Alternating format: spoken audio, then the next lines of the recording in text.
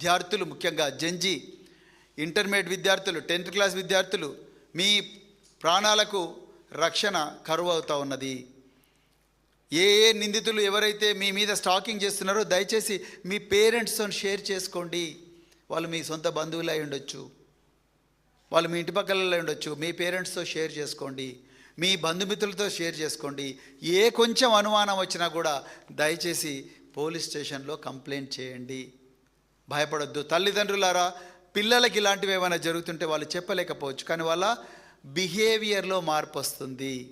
ఒక్కటేసారి సడన్గా మూలకు పోతారు, సడన్గా నిద్రలో లేచి ఏడుస్తారు, లేకపోతే బెడ్ మీదనే ఒంటేలు పోసుకుంటారు, భయపడుతూ ఉంటారు, నార్మల్గా ఉండరు, ఫిట్స్ వస్తూ ఉంటాయి ఒక్కోసారి.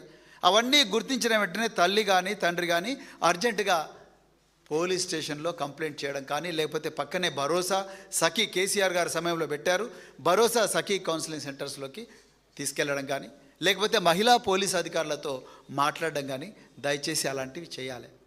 అదేవిధంగా ఇలా